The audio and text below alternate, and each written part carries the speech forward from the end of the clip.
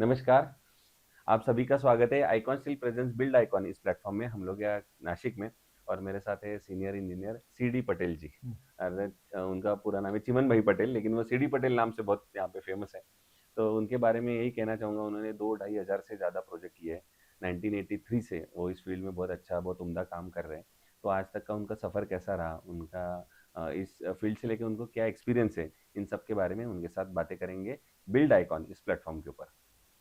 तो सर, सबसे पहले वेलकम। यस। नमस्ते। तो नमस्ते। तो बातों का सिलसिला यहाँ से शुरुआत करते हैं, थोड़ा सा फ्लैशबैक में जाते हैं, ब्लैक एंड व्हाइट वाले यस। पीरियड में जाके। मैं यस। ऐसा पूछना चाहूँगा कि आपकी एजुकेशनल बैकग्राउंड कैसी थी, मतलब स्कूल कहाँ से हुआ, कॉलेज कहाँ से हुआ, और सिविल इंजीनियरिंग इस फील्ड में आने के लिए इंस्पिरेशन कहाँ से मिला? कि वो ज़माने में ऐसे घर वाले बोलने के कि तुम इस फील्ड में चले जाओ और आप इस फील्ड में चले गए, तो कैसा था वो सफ़र पूरा? मेरा एजुकेशन शिक्षा गुजरात के छोटे गांव में ही हुआ है। छोटे गांव में ही हुआ है। गुजराती माध्यम में ही एसएससी ओल्ड, उस वक्त की ओल्ड एसएससी में मैंने किया है। बाद में इसमें करने के बाद मैंने कॉलेज में मुझे एडमिशन एमएस यूनिवर्सिटी के इंजीनियरिंग में मिला। उस टाइम सिर्फ 3 ही ब्रांच थी, सिविल, मैकेनिकल, इलेक्ट्रिकल, इसलिए वो सिविल सिलेक्ट किया।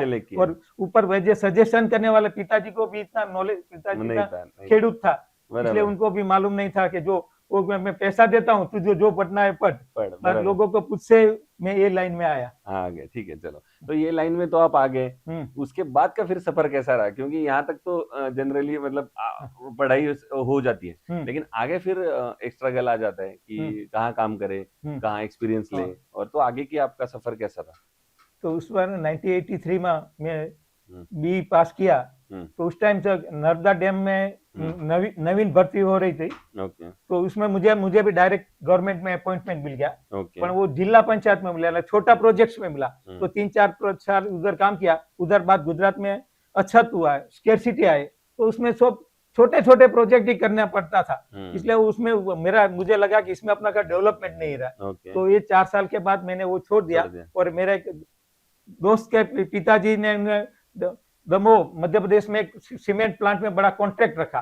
वो कॉन्ट्रैक्ट में मुझे चीफ इंजीनियर के हिसाब से मुझे उधर ले गया और सीमेंट प्लांट का, बिरला का सीमेंट प्लांट में कॉन्ट्रैक्ट कंस्ट्रक्शन में मैंने पूरा काम किया, उनका प्रोजेक्ट पूरा हैंडल किया। Very good, very good. 4 साल उधर रहने के बाद मैं वापिस इधर नासिक में आया। मेरा एक दोस्त इधर था, तो उसने, वो बिल्डर था, तो उसने बोला कि तू हमारे साथ प्रोजेक्ट में आ। तो मुझे नासिक में लेके आया और मैं उनका प्रोजेक्ट दिखाने लगा, उनका पूरा टेक्निकल गाइडेंस करने लगा। इसके करते करते मैं फील्ड में कंसल्टिंग में फील्ड में आया और खुद का भी शुरू में कंस्ट्रक्शन किया, छोटा बंगलो, बिल्डिंग बांधने का, बिल्डरशिप में भी प्रोजेक्ट किया। Okay, okay. तो अभी ऐसा सिलसिला काम का चल रहा है। तो अब आते हैं इस फील्ड से जुड़े कुछ सवाल के ऊपर। उसमें पहला सवाल पूछना चाहूंगा कि आप अभी नासिक में काम करते हैं, इससे पहले आप बहुत जगह पे काम कर चुके हैं, तो उसमें आपने देखा रहेगा इस फील्ड में अनस्किल्ड लेबर का परसेंटेज बहुत ज्यादा है और उनके साथ काम करना कभी कभी खतरनाक भी साबित हो सकता है। तो आप ये सिचुएशन को कैसे हैंडल करते हो जब आप साइट पे रहते हो? तो मेन इंडिया में ये अनस्किल ना बहुत प्रॉब्लम है, पर इसमें अभी मैंने भी क्या किया, जो अनस्किल थे उनको मैंने ट्रेन किया। मैं फिटर को भी ट्रेन किया, उनको पूरा थोड़ा सा ड्राइंग बना के समझाया कि ऐसे करने से अपना का ड्राइंग काम अच्छा रहता है, मटेरियल अच्छा रहे पर वर्कमैनशिप भी अच्छा ही रही तो ही काम अच्छा हो सकता है। तो कैसे कम खर्चे में अच्छा काम कर सकते थे, बैंड कैसा हो जाना चाहिए, सेंटरिंग लगाने के, तो फिटर को भी, कारपेंटर को भी सिखाया कि ऐसे लगाएंगे तो अपना वर्टिकल रहेगा और काम फिनिशिंग अच्छा रहेगा। तो उनको भी ट्रेन किया और मेरे साथ में जो नया इंजीनियर्स आए उनको भी मैंने ट्रेन किया। वाह, वाह। तो अब और एक सवाल के ऊपर आएंगे। आप ज्यादा से ज्यादा रेसिडेंशियल प्रोजेक्ट्स में काम करते हैं, इंडिविजुअल बंगलों पे काम करते हैं, तो उसमें पूछना चाहूंगा, बहुत बार कस्टमर ऐसा बोलते रहेंगे शायद से आपको कि हमारा बजट थोड़ा कम है, या 25 लाख, 30 लाख, 40 लाख में ये पूरा प्रोजेक्ट हमको बिठा के दीजिए। लेकिन एक सिविल इंजीनियर के नाते आपको तो लगता है कि अपन जो इमारत बना रहे, जो बिल्डिंग बना रहे, वो अच्छी चले, 60-70 साल आगे के चले। तो आप इस केस में बजट और क्वालिटी, ये दोनों को कैसे एक साथ लेके चलते हो? इस बाबत में भी थोड़ा रिसर्च किया। मेरा फील्ड, वैसे मेरी मास्टरी में भी लो कॉस्ट हाउसिंग में मेरा थोड़ी मास्टरी थी, એટલે लोकली अवेलेबल जो मटेरियल मिलता था वो मैं सिलेक्ट कराता था, जो तो सस्ता पड़ता था, उनका कॉस्ट कम आ सकता है। महंगा, अच्छी चीज, महंगी चीज उनके बजाय लोकल जो अवेलेबल, तो वो मटेरियल यूज करके उनको सिखाया कि ये मटेरियल इनके बदले ये इनकी जगह ये यूज करेंगे तो भी चल सके, लोकली मटेरियल लेवल यूज करें, इनको कॉस्ट कम करने का ट्राई किया। ओके ओके, तो इससे वो क्वालिटी भी मेंटेन हाँ, हो गई और हाँ, बजट भी बजट इसमें आ गया। ठीक है, अब और एक थोड़ा अलग सवाल है इस सबसे, नासिक डिस्ट्रिक्ट के डेवलपमेंट के बारे में अगर एक इंजीनियर करके आपको राय पूछी जाए तो आपको क्या लगता है अब आने वाले 10-15 साल में अगर नासिक को अपने को पुणे मुंबई जैसा आगे लेके जाना है तो किस डायरेक्शन में गवर्नमेंट में काम करना चाहिए? नासिक का पूरा डेवलपमेंट करना चाहिए, तो इसका इंफ्रास्ट्रक्चर पूरा ज्यादा डेवलपमेंट है। रिंग रोड जो है, क्या अभी क्या है, सब ये जो मेन हाईवे पर सिटी ने अंदर से ही जा रहा है, वो थोड़ा बाहर जाए, रिंग रोड बनाए और दूसरा इंफ्रास्ट्रक्चर ज्यादा डेवलप करे तो इनका सेट जाए और नया इंडस्ट्रीज इधर लाए तो इनका डेवलपमेंट ज्यादा है। ये अभी नासिक के बाकी सभी फील्ड अच्छे है, इधर वाटर भी अवेलेबल अच्छा है, एग्रीकल्चर भी अच्छा है, बाकी सब चीजें हैं। हाँ, बाकी सब चीजें, ये दो चीजें मिसिंग है। बाकी नियर बाय सिटी गुजरात से, अहमदाबाद, मुंबई से, पुणे से, औरंगाबाद से, संभाजीनगर से कनेक्शन भी अच्छा है, मगर ये इनका लोकल डेवलपमेंट इतना चाहिए, इतना नहीं हो सका है। आपने रिंग रोड का जो अभी मुद्दा बताया कि रिंग रोड एक अच्छा होना चाहिए जो सिटी के ट्रैफिक भी अंदर ना आए और बाहर से बाहर चला जाए, तो आपको क्या लगता है अब गवर्नमेंट ने क्या स्टेप्स लेने चाहिए कि जहाँ से वो रिंग रोड भी अच्छी बने और ये सब जल्द से जल्द प्रोजेक्ट पूरा हो?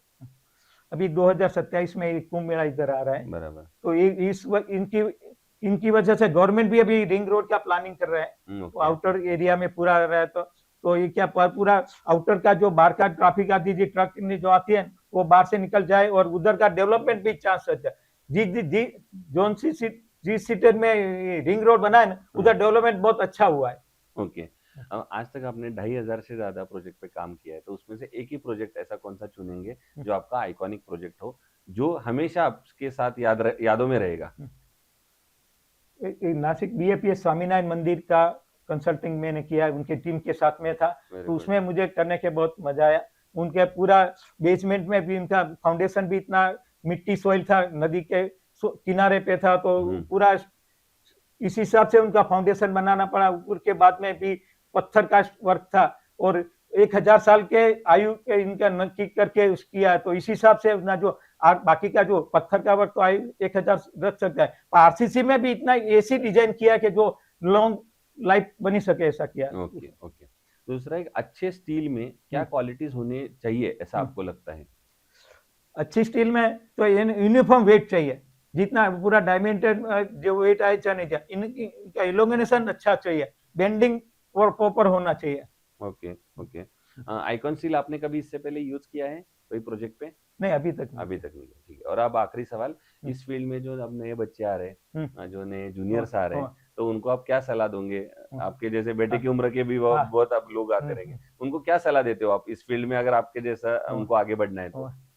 क्योंकि मुझे वही सलाह है कि अभी उनको है ना नया सीखता रहना चाहिए, क्योंकि मैं भी पढ़ा तो उस टाइम कैलकुलेटर भी नहीं था, बराबर, बाद में कैलकुलेटर से उसमें किया, कैलकुलेटर से आया, उसका कंप्यूटर तो था नहीं, वो पूरा फोर्टन प्रोग्राम था, पर तो बाद में जो कंप्यूटर आया तो कंप्यूटर पर अपने सीखा, उनके ऊपर सॉफ्टवेयर सीखा, इन कंप्यूटर पे डिजाइन किया, तो न और जो सेमिनार हुआ किधर हुआ उसमें अटेंड किया, और नया सीखने का एकदम रखिए, अपने कलीग्स को मिलते रहे, उनसे पूछा एक प्रॉब्लम कैसे सॉल्व करता है, नया सीखते कर रहा है क्या, तो ही अपन को डेवलपमेंट अच्छा होगा। बराबर, क्या बात है। तो ये थे इंजीनियर सीडी पटेल जी, उन्होंने जैसे बताया वैसे ये टेक्नोलॉजी दिन ब दिन इस फील्ड में चेंज होते रहते हैं।